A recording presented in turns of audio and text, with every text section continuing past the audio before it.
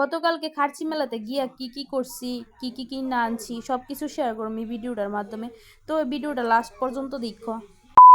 Hello everyone, good evening to all. কেমন আছে সবাই? আশা করি সবাই ভালো আছো আর আমিও ভালো আছি।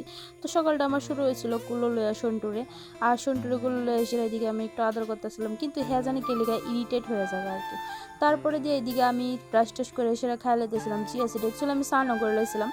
তো জামু হইতেছে যেহেতু খার্চি মেলাতে, তো এর লিগা তাড়াতাড়ি সব কিছু করে লাইতেছি।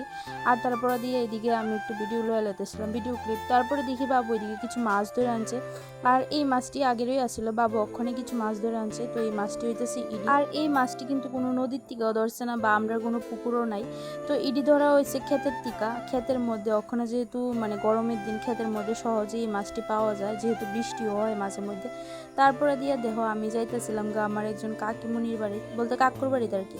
তারপরে দিয়ে এদিকে রাস্তার মধ্যে ফুল পাইছিলাম, আমি দাঁড়ায় সেটা ফুল ডালে সেটা এরকম করতেছিলাম। তো এরকম করতে ভালোই লাগে, যে মানে মেয়েরা ওই বুঝবো এটা কেমন লাগে এই ফিলিংটা।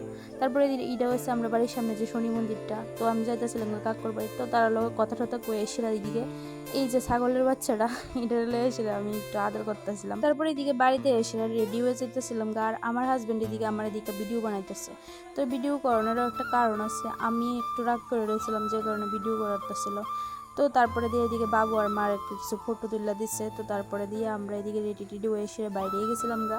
আর যাইতে যাইতে দেখতেছি যে এত রোদ, মানে ভাবতাছি খালি কেমনি কিতা করুম। আর আমি তো অলরেডি ঘাইমা টাইমে একদম চুবা হয়ে গেছিলাম। আমার তো প্রচুর পরিমাণে ঘাম হয় শুধু মুখের মধ্যে। কেলিগা হয় এটার কোনো সলিউশন যদি তোমরা কেউ জানা থাকে আমারে কইও। তোমরা সাথে কথা কইতে কইতে আয়া পড়ছি ধলাবিল, তারপরে আয়া পড়ছি পাহাড়ে। আর এইখান থেকে শুরু হয়েছে ভাঙ্গা রাস্তা। পাহাড়ের রাস্তা এত খারাপ, মানে কিতা কইতাম, মানে যাইবার মতন। আর কিছু কিছু জায়গা আছে অতিরিক্ত খারাপ হয়ে রয়েছে, যেমন এই দেখো গাতা, মানে মোবাইলের যে মানে কাঁপতাছে এটা দিকে হয়তো বা কিছুটা বুঝতে পারতেছো।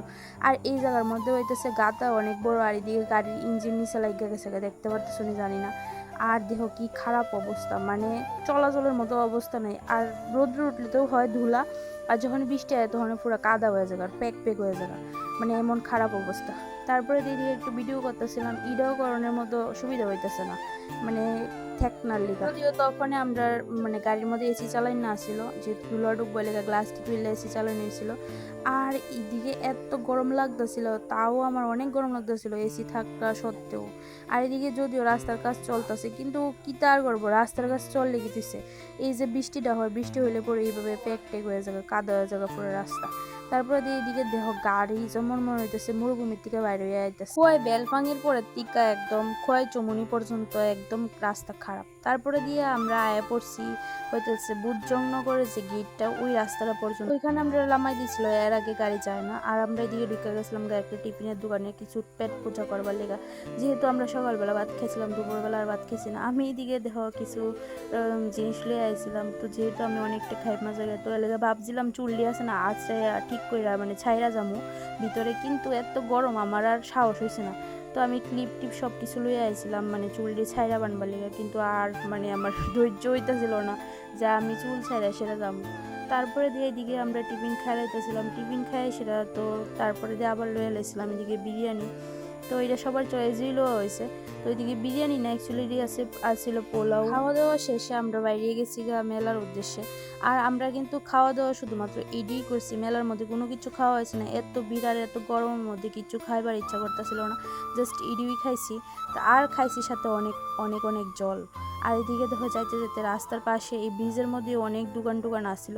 তোমরা যে যারা যারা গেছো ওই দিক দিয়ে তোমরা কইতে পারবা। আমি ভাবছিলাম যে চন্দ্রপুরের দিকে যে একটা রাস্তা আছে একদম পুরো মাতাবাড়ি সামনে 14 দেবতার মন্দিরের ঠিক উল্টা দিকে রাস্তাটা যায়, তো ওই রাস্তা দিয়ে ভাবছিলাম যাবো, কিন্তু ওই দিকে আর যাওয়া হয়েছে না, যেহেতু আমরা বুধজংনগরের দিকে গেছিলাম গা।